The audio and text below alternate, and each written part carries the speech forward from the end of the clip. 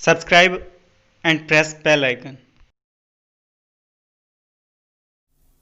Hello friends, welcome to our channel. तो इस video में हम बात करने वाले हैं, वो बात करने वाले हैं हम सीटेट के प्रीवियस ईयर के पेपर्स के बारे में। उसके ऊपर डिस्कशन करने वाले हैं, जिसमें हम बात करने वाले हैं ईवीएस की। ठीक है, जिसमें ईवीएस में काफ़ी प्रॉब्लम्स आती हैं, तो उसी के पेपर को आज इस वीडियो में हम डिस्कस करेंगे। तो इसके लिए आपको जो है एनसीएफ 2005 ने जो भी ऑब्जेक्टिव्स दिए हुए हैं, कुछ ऑब्जेक्टिव्स हैं, आप एक बार उनको जरूर रीड कर लें, वो आपको हेल्प करेंगे इस पेपर में। ठीक है, अब चलते हैं ईवीएस के पहले क्वेश्चन की तरफ। पहला क्वेश्चन जो है दिया हुआ है, इसमें हम सभी पुराने कुओं को देखते हैं और जो अब सूख गए हैं। हमारे बड़े यह कहते हैं कि अब से लगभग 25 से 30 साल पहले इन कुओं में काफ़ी पानी था, परंतु अब ये पूरी तरह सूख गए हैं। निम्नलिखित में से कुओं के सूखने के संभावित सही कारणों को चुनिए। तो आप देखिए कौन कौन से कारण हो सकते हैं इसके। तो पहला कारण दे रखा है इन्होंने, जिन झीलों या तालाबों में वर्षों का पानी इकट्ठा होता था वो वहाँ पर नहीं रहे। दूसरा ऑप्शन दिया है उसमें, पेड़ों, कुओं और आसपास के क्षेत्रों की का ज़मीन जो है अब कोलताल या फिर सीमेंट से ढक गई है। ठीक है, और तीसरा ऑप्शन दिया हुआ है, कुओं का कोई उपयोग नहीं करता क्योंकि जो है हर घर में अब टोंटियाँ लगी हुई हैं। और डी ऑप्शन है, भूमिगत पानी को खींचने के लिए कई विद्युत मोटर चालित पंप लग गए हैं। तो अब इसके बाद भी सब ऑप्शंस हैं, जिसमें आपको बताना है कि इन चार ऑप्शन में से कौन कौन से ऑप्शन, तीन ऑप्शन जो हैं ठीक होंगे। तो अगर हम देखें कि इसमें जो है, जो पहला ऑप्शन है वो तो ठीक है कि जो जिन झीलों तालाबों में जो वर्षा का पानी इकट्ठा होता था अब वो वहाँ पर नहीं है। ठीक है, इसके बाद अगर हम दूसरा देखें तो दूसरा भी इसके हिसाब से ठीक है कि पेड़ों को और आसपास के क्षेत्रों में ज़मीन अब जो है सीमेंट से ढक गई ज़्यादातर, अगर हम देखें आसपास के क्षेत्रों में तो यही है। और अगर हम तीसरे को छोड़ें तो चौथे पे चलें तो भूमिगत पानी को खींचने के लिए कई विद्युत मोटरों और मोटर चालित पंप लग गए हैं। तो हर जगह अब यही है। तो जो तीन ऑप्शन हुए वो हुए यही, ए, बी और डी, यानी कि हमारा ऑप्शन नंबर जो है थ्री, यानी कि थ्री ठीक है। ठीक है, चलो नेक्स्ट क्वेश्चन पे चलते हैं। नेक्स्ट क्वेश्चन है जिसमें दिया हुआ है, पर्यावरण अध्ययन में संकल्पना और मुद्दों को विज्ञान और सामाजिक विज्ञान के रूप में नहीं रखा गया है। अब आपको पता है कि ईवीएस में जो है, जो साइंस और सोशल साइंस है उसे अलग से नहीं पढ़ाया जाता है। अब यही पूछा है कि क्यों नहीं पढ़ाया जाता उसे अलग से। तो पहला ऑप्शन है कि इस आयु वर्ग के बच्चे अपने परिवेश को समग्र रूप में देखते हैं। दूसरा है, यह शिक्षण अधिगम की एक अच्छी युक्ति है। तीसरा है, यह पाठ्यक्रम के भार को कम करने के लिए किया गया है। या फिर चौथा ऑप्शन है, सीबीएसई जो है के द्वारा इसमें पर्यावरण अध्ययन के पाठ्यक्रम को इसी प्रकार से निर्धारित किया गया है। तो पहले हम आंसर जो है कट कर लेते हैं, क्योंकि सीबीएसई की तरफ से तो ऐसा कुछ दिया नहीं गया है। ठीक है, ये। और दूसरा जो है, इसके बाद देखें कि यह जो है शिक्षण अधिगम की एक अच्छी युक्ति है, तो ये जो है यहाँ पर सूटेबल नहीं बैठता इसका आंसर। और पाठ्यक्रम के भार के बारे में तो हम बात नहीं कर रहे हैं यहाँ पर कि पाठ्यक्रम का भार पढ़ाना है, पर बच्चों के हिसाब से दिया हुआ है, ईवीएस में ज्वाइन किया हुआ है एसएसटी और साइंस को। तो यानी कि इसका आंसर हुआ, इस आयु वर्ग के बच्चे अपने परिवेश को समग्र रूप में देखते हैं, यानी कि सब चीज़ों को एक साथ देखते हैं, चाहे वो एसएसटी साइंस, इन सभी विषयों को एक ही तरीके से देखते हैं। इसलिए उन्हें ईवीएस के थ्रू पढ़ाया जाता है, होलिस्टिक मैनर में देखते हैं, मतलब जो बच्चा है एनवायरनमेंट को। ठीक है, तो इसलिए ये ऑप्शन होगा इसका। तो नेक्स्ट चलते हैं 63। 63 जो है, ये तो जनरल नॉलेज का एक तरीके से क्वेश्चन हो गया है। इसमें पूछा गया है कि इनमें से जो है नीचे जो जो शहर दिए गए हैं उसमें रेत के पहाड़ जो हैं, यानी कि रेत के टीले जो कहा जाता है, एक कहाँ पाए जाते हैं, तो ये जो है अबू धाबी में पाए जाते हैं। ठीक है, नेक्स्ट क्वेश्चन चलते हैं। इसमें पूछा है कि पर्यावरण अध्ययन के पाठ्यक्रम में उपविषयों के स्थान पर थीम को प्रस्तावित किया गया है, क्यों? तो जो आपको पता होगा, ईवीएस में थीम्स होती हैं, थीम्स के बेसिस पे 6 थीम दी हुई हैं। ठीक है, तो थीम जो है दी हुई हैं वो टॉपिक्स टॉपिक्स की जगह थीम क्यों दी गई हैं, यही क्वेश्चन है, ये बताना है आपको। तो बच्चों के परिवेशीय बोध में वृद्धि करने के लिए दी गई हैं। ठीक है, या फिर बच्चों के स्थानीय परिवेश के मुद्दों से जुड़े हुए और अंतर संबंधित समझ के विकास के लिए दी गई हैं। उपविषयों की तुलना में थीम आधारित पर्यावरण अध्ययन का संपादन आसान है। या फिर पर्यावरण अध्ययन में पाठों को कम करने के लिए। तो पर्यावरण अध्ययन में पाठों को कम करने के लिए तो ऑप्शन होगा ही नहीं। ठीक है, और जो बच्चों के परिवेश से बोध में वृद्धि करने के लिए, यानी कि एनवायरमेंट में कॉम्प्रिहेंशन, ये दे रखा है, enhance the environmental comprehension of the learners, तो ये भी नहीं होगा ऑप्शन। ठीक है, तो अब क्या क्या बचे हमारे पास, दो ऑप्शन बचे, दो या तीन। तो अब दो और तीन में अगर हम देखें, उपविषयों की तुलना में थीम आधारित जो पर्यावरण अध्ययन का संपादन आसान है, तो ऐसा तो नहीं है, तो यानी कि ऑप्शन क्या हुआ हमारा, ऑप्शन हुआ हमारा बी। तो यानी कि दो में क्या हुआ दिया हुआ कि बच्चों के स्थानीय परिवेश के मुद्दों से जुड़े हुए और अंतर संबंधित समझ के विकास के लिए उसके आसपास की जो चीज़ें हैं, आसपास है ना, जो ईवीएस की बुक हैं उनके नाम भी आसपास रखा गया है, क्योंकि उनके आसपास की जो चीज़ें हैं उन्हीं के बारे में पढ़ाया जा रहा है, उनसे संबंध करके पढ़ाया जा रहा है, ताकि उसके बारे में समझ सके कि वो क्या है, क्यों है आसपास में चीज़ें। ठीक है। तो नेक्स्ट, अगर आपको नहीं पता है कि इसकी 6 थीम कौन सी हैं, तो आप यहाँ पे देख सकते हैं कि पहला है परिवार और मित्र, दूसरा है खाना होता है, तीसरा आश्रय यानी कि शेल्टर, चौथा पानी यानी कि वाटर, पांचवा यात्रा यानी कि ट्रैवलिंग से रिलेटेड जो चीज़ें हैं, छठा चीज़ें जो हम बनाते हैं और करते हैं वो आता है, और पहली जो थीम है उसके भी सब थीम होती हैं, यानी कि रिश्ता, रिलेशंस आते हैं इसमें, कार्य और खेल, ये क्वेश्चन पहले भी एक पेपर में पूछा जा चुका है, और पशु, ठीक है, एनिमल्स और प्लांट्स, इनके ये हैं सब थीम, परिवार और मित्र के जो थीम है, और 6 थीम होती हैं इसमें, तो ये भी आपको याद रखना होगा, ये आपको हेल्प करेगा आगे के पेपर्स में। ठीक है, नेक्स्ट चलते हैं। अब देखो यहाँ पर ही क्वेश्चन पूछ लिया गया है, निम्नलिखित में से कौन सा वर्तमान पर्यावरण अध्ययन पाठ्यक्रम के 6 मुख्य थीमों में से कौन सा नहीं है। अब देखो, आपने अभी देखा कि शेल्टर यानी कि आवास है, हम चीज़ें कैसे बनाते हैं, थिंग्स वी मेक और डू, ये भी दे रखा था। ठीक है, भोजन भी दे रखा था यानी कि फूड। तो इसमें से कौन सी नहीं है, ये है आपका काम और खेल। तो ये वाला ऑप्शन नहीं था, ये जो है मुख्य थीमों में नहीं आता है, ये जो है सब थीम में आता है। ठीक है, तो नेक्स्ट क्वेश्चन पे चलते हैं। नेक्स्ट क्वेश्चन है, निम्नलिखित में से कक्षा 1 और 2 के लिए पर्यावरण अध्ययन विषय के संदर्भ में सच है। मतलब 1 और 2 के विषय में सोच के हमें बताना है कि 1 और 2 में जो ईवीएस पढ़ाई जाती है उससे संबंधित हमें इसमें से ऑप्शन ढूंढना है। तो पहला ऑप्शन है, पर्यावरण अध्ययन से संबंधित मुद्दों और संबंधों का संपादन भाषा और गणित के माध्यम से होता है। ठीक है, आगे ऑप्शन पढ़ें। कक्षा 1 और 2 में पर्यावरण अध्ययन को एक नए विषय के रूप में नहीं पढ़ाया जाता है। ठीक है, कक्षा 1 और 2 में एक विषय के रूप में पर्यावरण अध्ययन समझने के लिए आसान नहीं है, तो ये भी नहीं है क्योंकि उसे पढ़ाया तो जाता है ईवीएस। और नीचे है, पर्यावरण अध्ययन से संबंधित मुद्दों और संबंधों का संपादन भाषा के द्वारा होता है। तो भाषा के द्वारा तो होता ही होता है, प्लस किसके द्वारा होता है, भाषा के साथ, गणित के साथ। तो ऑप्शन जो है पहला सही होगा। ठीक है, 67 पर जा जाते हैं। निम्नलिखित में से क्या एक पर्यावरण अध्ययन में से ज्ञान की रचना में बहुत ही महत्वपूर्ण है। तो देखो, बच्चों की सक्रिय भाग का मतलब एक्टिव पार्टिसिपेशन तो है ही। ठीक है, एक्टिव पार्टिसिपेशन तो होना ही चाहिए, और उसी से ही अच्छी लर्निंग होती है। ठीक है, उसके बाद जो है इन्होंने पूछा है कौन सा बच्चों के ज्ञान को शिक्षकों के ज्ञान से जोड़ना, तो इसे अभी छोड़ देते हैं। तीसरा है, पर्यावरण अध्ययन को कक्षा की 4 दीवारी से बाहर ले जाना। हाँ, तो ये तो होता ही है कि बाहर लेके जाना है, बाहर से कनेक्ट करना है, क्योंकि ईवीएस जो है पढ़ा क्या क्यों रहे हैं, क्योंकि ताकि आसपास के पर्यावरण को जान सके वो। उसके बाद डी ऑप्शन है, बच्चों के स्थानीय ज्ञान को विद्यालय के ज्ञान से संबंधित करना। हाँ, तो बच्चों के स्थानीय ज्ञान को संबंधित करना, ये भी ठीक है। तो यानी कि इसका आंसर जो होगा डी ऑप्शन हो गया, ए, सी और डी, और बी ऑप्शन नहीं होगा। ठीक है, नेक्स्ट क्वेश्चन पे चलते हैं। नेक्स्ट क्वेश्चन क्या कहता है, पर्यावरण अध्ययन में बच्चों को जोड़ने का सबसे प्रभावशाली युक्ति है। तो आपको पता ही है, किस्से कहानियों से बच्चे ज़्यादा कनेक्ट होते हैं। अगर बच्चों को कहानी सुनाओगे तो ज़्यादा अच्छे ध्यान से सुनेगा। अगर आप ऐसे ही किसी कॉन्सेप्ट को पढ़ाते हैं तो फिर वो बोर हो जाएगा। ठीक है, उसे समझ में भी नहीं आएगा। तो नेक्स्ट क्वेश्चन है, निम्नलिखित में से कौन सा एक पर्यावरण अध्ययन के संबंध में सच नहीं है। मतलब पर्यावरण अध्ययन के संबंध में क्या सच नहीं है, बताइए इनमें से। तो लेके देखते हैं ऑप्शन कौन कौन से हैं। पर्यावरण अध्ययन बाल केंद्रित अध्ययन है।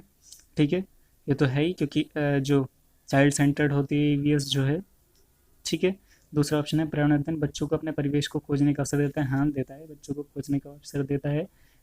तीसरा, पर्यावरण अध्ययन वर्णनों यानी कि डिस्क्रिप्शन और डेफिनेशंस यानी कि परिभाषाओं और वर्णनों, तो यानी कि ये है नहीं, क्योंकि इन पे बल नहीं देता है। पर्यावरण अध्ययन जो है खुद करके सीखने के ऊपर बल देता है। और चौथा ऑप्शन फिर हो गया, ये भी सही है। तो यानी कि ऑप्शन 3 इसमें नहीं होगा।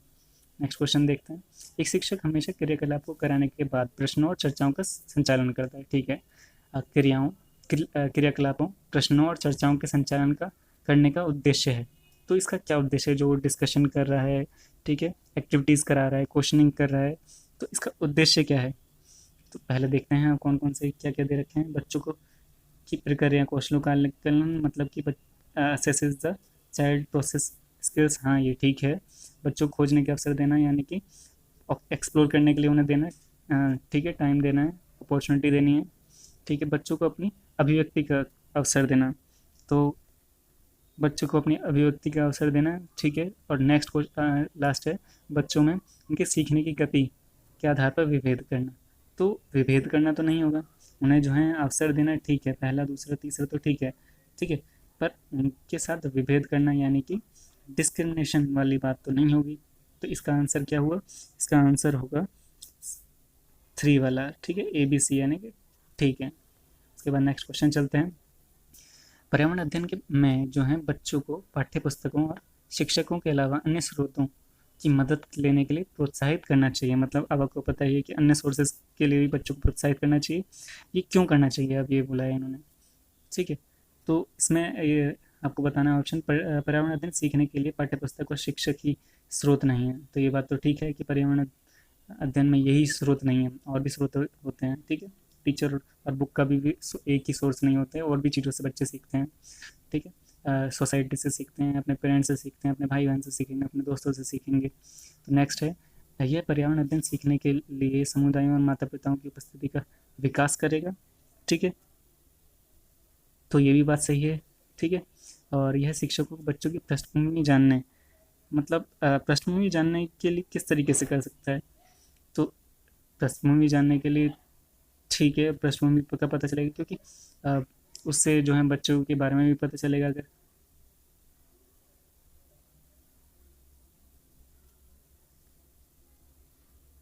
हाँ एक, ठीक है, तो ये भी है ऑप्शन, ठीक है। उसके बाद लास्ट ऑप्शन है, यह बच्चों के सौंदर्यात्मक और मनोक्रियात्मक कौशल का विकास करेगा। तो ये नहीं होगा, तो यानी कि इसका आंसर होगा ए, ठीक है, फर्स्ट वाला।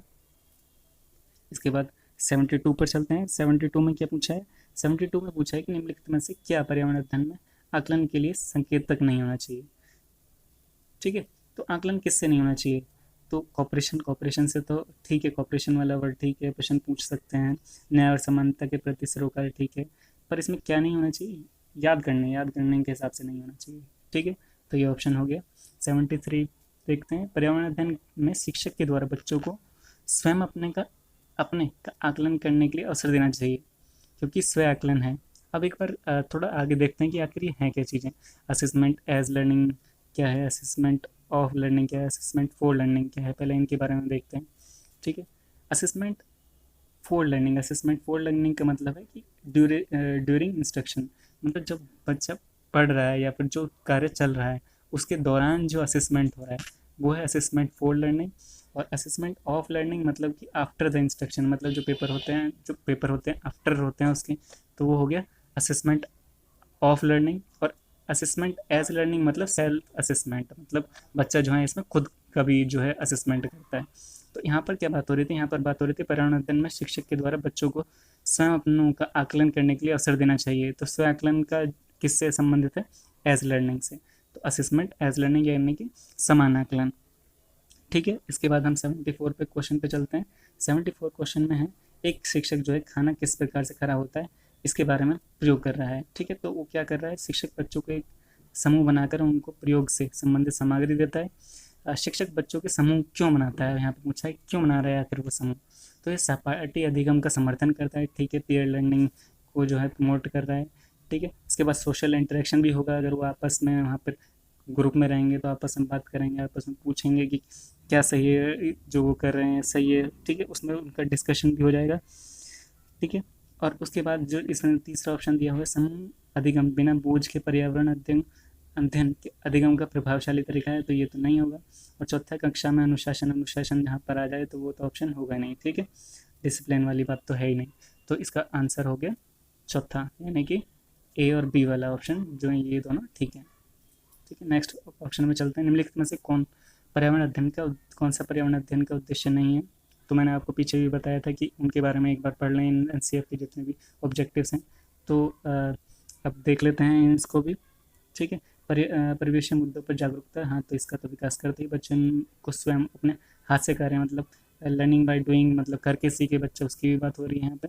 यहाँ पर परिभाषाओं की बात नहीं होती है, तो ईवीएस में परिभाषाओं की बात नहीं होती है, और जिज्ञासा और सृजनात्मकता मतलब क्यूरियोसिटी और क्रिएटिविटी की बात होती है। तो यानी कि इसका आंसर जो हुआ वो 3 हुआ कि ये वाला ऑब्जेक्टिव नहीं है। तो एक बार आप जो है ईवीएस के ऑब्जेक्टिव जरूर पढ़ लें। उसके बाद 76 पर्यावरण अध्ययन में चित्र पढ़ना एक जो है महत्वपूर्ण क्रियाकलाप है। निम्नलिखित में से कौन सा संकेत जो है का बच्चों में आकलन चित्र पढ़ने के द्वारा होता है। तो इसमें से बताना है ऑप्शन जो चित्र पढ़कर मतलब उसके अंदर जो भी चीज़ें होती हैं वो क्या है। मतलब पहला जो दे रखा है इसमें 76 क्वेश्चन, ठीक है। पहला दे रखा है अवलोकन और अभिलेखन, मतलब कि ऑब्जर्वेशन कर रहा है, वो ऑब्जर्वेशन भी कर रहा है, रिकॉर्डिंग भी करेगा, एक्सप्रेस भी कर पाएगा उसे, ठीक है। एनालिसिस भी कर रहा है क्योंकि उसके पास जो मैप है वो पूरा एनालाइज कर रहा है कहाँ पर क्या है। तो लास्ट में प्रयोग करना जो है वो नहीं कर रहा है यहाँ पर। तो यहाँ पर जो है प्रयोग करना बिल्कुल भी नहीं कर रहा है। तो इसका आंसर इन्होंने पूछा था कि इनमें मतलब कौन सा संकेत बच्चों के आकलन पढ़ने के द्वारा हो सकता है। तो मतलब क्या क्या हो सकती हैं चीज़ें उन्होंने वही पूछी थी। तो प्रयोग करना नहीं हो सकता और क्या क्या हो सकता है, ABC जो तीनों चीज़ें हो सकती हैं। तो इसका आंसर पहला हो गया। 76 रेटिंग स्केल से पहले रेटिंग स्केल के बारे में जान लेते हैं। रेटिंग स्केल आखिर है क्या। रेटिंग स्केल जो है वो बच्चों को हेल्प करता है टीचर को कि क्या करें, वो फ्रिक्वेंसी या degree of behaviour scale strategies discipline by the learners, मतलब बच्चे में जो चेंज आ रहे हैं स्किल्स हैं उनको देख सके, उनको नाप सके एक तरीके से रेटिंग स्केल के थ्रू। तो इसमें टीचर जो क्या करता है ऑब्जर्वेशन रिकॉर्ड करता है सेल्फ असेसमेंट के लिए, ताकि वो बच्चों के में जो हैं tools for students helping them in setting goals, मतलब बच्चे जो हैं गोल्स तय कर सकें, इम्प्रूव अपनी परफॉर्मेंस इम्प्रूव कर सकें, इसके लिए वो रेटिंग तय करता है, ठीक है। रेटिंग स्केल कैन बी ये नंबर में भी हो सकता है, ग्राफिकल भी हो सकता है, ठीक है। Rating scale can observe both actual and remembered behaviour with descriptive words like always sometimes and numerals, मतलब वो है, ठीक है। ये जो है टीचर को हेल्प करता है एक तरीके से, और बाद में फिर टीचर जो है बच्चों को हेल्प करेगा ताकि वो अपने गोल और गोल जो चाहता है, जो भी करना चाहता है वो प्राप्त कर सके और अपनी परफॉर्मेंस इंप्रूव कर सके, ठीक है। तो रेटिंग स्केल जो है क्या कर रहे हैं इसमें ऑब्जर्वेशन कर रहे हैं, बच्चों को हम देख रहे हैं कि क्या कर रहा है वो, ठीक है, क्या क्या कर रहा है, उसको कैसे इंप्रूव कर सकता है टीचर, ये देख रहे हैं, ठीक है। रेटिंग स्केल क्लियर हुआ। अब नेक्स्ट है क्वेश्चन दे रखा है झूम खेती। झूम खेती के बारे में दे रखा है, तो झूम खेती के बारे में जान लेते हैं। झूम खेती क्या है, जो ये अरुणाचल प्रदेश में की जाती है, मेघालय में की जाती है, मिजोरम और नागालैंड में की जाती है, ठीक है। उत्तर पूर्वी राज्यों में की जाती है, जनजातियाँ करती हैं इससे। इसमें क्या है एक सेट को प्राप्त करने के बाद जो है कुछ वर्षों के लिए छोड़ दिया जाता है और उगने वाले बांस और खरपतवार को नहीं खींचा जाता बल्कि उन्हें काट कर जला दिया जाता है, ठीक है। भूमि फिर से तैयार हो जाती है इससे, और जो बीज को छोड़ने से पहले जो है इसे हल्के से खोदा जाता है और जुताई नहीं की जाती है, ठीक है। अब आपने जाता है झूम खेती क्या होती है। अब झूम खेती का ये क्वेश्चन एक बार देखते हैं। झूम खेती में अपनाई जाने वाली पद्धति के विषय में निम्नलिखित में से कौन सा कथन, इनके कथनों पर विचार करना है, ठीक है। तो फिर बताना है कि कौन सा सही है। तो इसमें क्या हो रहा है, एक फसल प्राप्त करने कटने के बाद जो है ज़मीन को कुछ टाइम के लिए खाली छोड़ा जा रहा है, ये बात ठीक है। इसके बाद दिया हुआ है कि इस जगह के और बांस या खरपतवार जो जंगल उगाता है उसे उखाड़ कर नहीं, इसे ये वाला गलत है। इसमें खरपतवार को जलाने पर प्राप्त को खाद की तरह इस्तेमाल किया जाता है, ये भी नहीं है। इस ज़मीन को जब खेती की बारी आती है तो बीज छिड़कने से पहले इसे गहरा गहरा नहीं हल्का खोदा जाता था, यानी इसका आंसर होगा डी, यानी कि चौथा, मतलब पहले ही इसका आंसर, ठीक है। इसके बाद 79 में क्या दिया हुआ है। 79 में दिया हुआ है कि किसी पर्वतीय क्षेत्र में परीक्षण करने पर पाया जाता है कि यहाँ के लोगों अपने घर जो है पत्थर मिट्टी लकड़ी और चूने से बनाए इन्होंने, ठीक है। 2 मंजिल हैं इधर, और नीचे की मंजिल पर जो है जानवर रखते हैं और ज़रूरी सामान रखते हैं, और स्वयं जो है पहली मंजिल पर रहते हैं। तो सभी घरों की छतें समतल हैं और इन्हें जो है क्या किया जाए, पेड़ों के मोटे तने से बनाया जाता है। तो ये जो पर्वत क्षेत्र है इसमें से बताना है कि कौन सा पर्वतीय क्षेत्र है। तो ये जो है डायरेक्ट पता चल रहा है हमें कहाँ का पर्वतीय क्षेत्र है, ये है कश्मीर, ठीक है, जम्मू और कश्मीर। इसके बाद हम आ गए 80 क्वेश्चन पे। इसमें दिया हुआ है कि आमतौर पर माना जाता है कि रात को जागने वाला जो जानवर हैं, जागने वाले जानवर हर चीज़ को किस रंग में देखते हैं। तो ये जो है काले और सफ़ेद रंग में देखते हैं, ठीक है। नेक्स्ट क्वेश्चन आते हैं केंचुओं के बारे में पूछा है। तो केंचुओं को किसान का मित्र किस तरीके से माना जाता है, उसमें सही कारणों को बताना है। तो केंचुओं को किस तरीके से माना जाता है। तो पहला क्वेश्चन है कि मृत पत्तियों और पौधों को खाते हैं तथा इनमें मल से ज़मीन जो है, इनके मल से ज़मीन जो है उपजाऊ होती है। तो पहला ऑप्शन तो ठीक है ही। दूसरा जो खरपतवार खाते हैं तथा मुख्य फसल की रक्षा करते हैं, ये वाला गलत है। तीसरा जो है केंचुए ज़मीन में छेद बनाते हैं जिससे पोली आ जाती है, मतलब उसमें जो है थोड़े थोड़े छेद होते हैं, बहुत नीचे से हल्की हो जाती है एक तरीके से, और इससे जो है केंचुए द्वारा बनाए गए छेदों से ज़मीन में पानी आसानी से चला जाता है, हवा पानी। ठीक है, तो इसका आंसर होगा दूसरा। ठीक है, नेक्स्ट क्वेश्चन। अब यहाँ पे दिया है आदिवासी जो हज़ारों साल पहले जो है कांसे यानी कि ब्रॉन्ज जो होता है। ठीक है, ब्रॉन्ज आपको पता है किस किस से बनता है ब्रॉन्ज? ब्रॉन्ज बनता है मिक्सचर ऑफ कॉपर और टीन। ठीक है, नेक्स्ट क्वेश्चन। अब यहाँ पे पूछा है कि नारियल डली जो है किसी भी करी के साथ उबला हुआ टेपियो टेपिओका निम्नलिखित में से किस क्षेत्र का प्रिय भोजन है? तो ये जो है नारियल से ही आपको पता चल जाना चाहिए कि किस जगह की बात हो रही है, किस जगह की बात हो रही है। डी यानी कि केरल। ठीक है, निम्नलिखित में से जो है त्योहारों के बारे में बताना है कि जिन्हें पूर्णिमा को मनाया जाता है। कब मनाया जाता है? पूर्णिमा को। तो आपको पता है कि दिवाली कब मनाई जाती है, तो अमावस्या को मनाई जाती है, तो ये वाले ऑप्शन तो पहले ही कट गए। अब आपको पता है कि होली मनाई जाती है, ठीक है। ठीक है, उसके बाद महाशिवरात्रि नहीं, तो यानी कि इसका आंसर हुआ होली, रक्षाबंधन, गुरु नानक जन्म दिवस जो है पूर्णिमा को मनाए जाते हैं। ठीक है, इसके बाद निम्नलिखित राज्यों में से समूह में से बताना है कि अरब सागर के समुद्र तट पर कौन सा है। इसके लिए मैप देखते हैं कि अरब सागर कहाँ है। अरब सागर ये रहा। तो इसके तट पर कौन कौन से? महाराष्ट्र है, आपका महाराष्ट्र है, कर्नाटक है, गोवा भी है, केरला है, गुजरात है। तो अब उसमें से देखते हैं कौन कौन से पूछ रहा है वो। तो आंध्र प्रदेश तो होता नहीं है, ठीक है, तो आंध्र प्रदेश के ऑप्शन ये भी कट गया। उसके बाद इन्होंने बोला पश्चिम बंगाल। पश्चिम बंगाल कहाँ पर है? पश्चिम बंगाल पड़ता है आपका ये रहा। ठीक है, तो पश्चिम बंगाल यहाँ पर कहाँ से कनेक्ट हो रहा है? तो ये दोनों तो बहुत दूर हैं, तो यानी कि ये भी ऑप्शन नहीं होगा। तो ऑप्शन कौन सा हुआ? ऑप्शन आपका चौथा। ठीक है, इसके बाद जो है नेक्स्ट क्वेश्चन पे चलते हैं। इन्होंने पूछा है झारखंड कहाँ पर स्थित है। झारखंड कहाँ है एक बार देख लो। झारखंड आपका ये रहा। ठीक है, झारखंड ये रहा। उसके बाद इसने पूछा है पश्चिम बंगाल के पूर्व में। पश्चिम बंगाल के पूर्व में पश्चिम बंगाल कहाँ था? आपको बताया था पश्चिम बंगाल यहाँ पर है। तो पश्चिम बंगाल का पूर्व इधर होगा, तो ये पश्चिम बंगाल के पूर्व में तो है नहीं। दूसरा ऑप्शन है उड़ीसा के उत्तर में। तो उड़ीसा के उत्तर में देखते हैं, उड़ीसा जो है ये रहा, और ऊपर जो है झारखंड है, तो यानी कि उड़ीसा के उत्तर में ये वाला सही ऑप्शन है। तो यानी कि इसका ऑप्शन हो गया दूसरा। तो आप जरूर एक बार मैप जरूर देख लें, राज्यों को देख लें, ताकि आपको हेल्प हो इससे। नेक्स्ट है पेट्रोलियम से प्राप्त नहीं होता। पेट्रोलियम से प्राप्त जो है मोम भी होता है, ग्रीस भी होता है, कोयला नहीं होता। ठीक है, तो डीजल भी होता है, तो इसका ऑप्शन हो गया 3। तो नेक्स्ट क्वेश्चन कोई एक लड़का जो है गढ़गांव से 30 जून 2019 को किसी रेलगाड़ी में सवार हुआ। यह रेलगाड़ी जो 9:45 बजे गढ़गांव से चली थी, अगले दिन 7:15 पे पहुंची। तो यदि इस समय अंतराल में रेलगाड़ी द्वारा तय की गई दूरी जो है, कितनी दूरी दे रखी है? 1140। चला इस टाइम से इस टाइम 30 जून को चला था। 30 जून के बाद जो है क्या आएगा? 30 जून को चला था और अगले दिन पहुंच गया। ठीक है, और औसत चाल पूछी है। ठीक है, तो औसत चाल निकालते हैं आगे। अब देखते हैं टोटल टाइम दे रखा है, अगर निकालें हम तो आएगा 21.5, मतलब 21.5 घंटे आएगा। हमने उसे 21.5 में चेंज कर लिया। टोटल डिस्टेंस दिया होता है उन्होंने 1140 किलोमीटर। और इसका फॉर्मूला होता है स्पीड ऑफ ट्रेन निकालने के लिए, स्पीड बराबर डिस्टेंस अपॉन टाइम। तो हमने 1140 को अपॉन में 21.5 लगाया, तो इसका आएगा अप्रोक्स आएगा 53.02। तो 53.02 इसमें आंसर नहीं है, तो 53 के आसपास जो आंसर है वही लगाएंगे। इससे नेक्स्ट क्वेश्चन है, हमारे देश के एक जंगल उस जंगल के लोगों आदिवासियों को खेती के लिए ज़मीन ग्राम और ग्राम पंचायत द्वारा एक विशेष मात्रक यूनिट द्वारा इकाई में, जिसे टीन कहते हैं, आमंत्रित की जाती है। तो टीन क्या है? तो टीन के इसका जो आंसर होगा वो हुआ ए, यानी कि जिस वहाँ पे जो किसान जो है बीज बोता है, एक टीन बीज बोता है, उसे जो है टीन कहते हैं। और लास्ट क्वेश्चन का आंसर इसका जो है मैप के द्वारा देख लेंगे। इसमें बोला है कि आप जो है एक्स स्थान पर हैं और आपका विद्यालय वाई स्थान पर। एक्स स्थान पर आपका हाउस है, ठीक है, वाई पर स्कूल हो गया।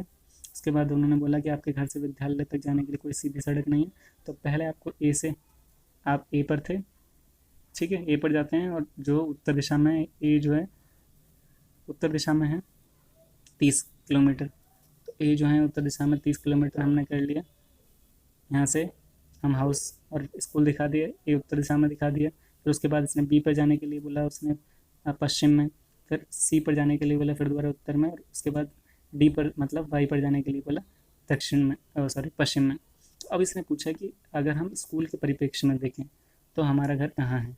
तो हमारा घर अगर हम देखें तो इधर हो गया साउथ, क्योंकि ईस्ट वेस्ट नॉर्थ साउथ तो पता ही है आपको, ठीक है। ये साउथ हो गया, फिर इधर क्या हुआ ईस्ट, तो यानी कि साउथ ईस्ट, साउथ ईस्ट इसका आंसर हुआ।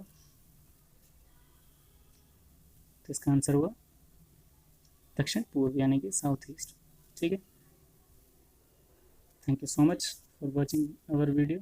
Like, share and subscribe DU updates.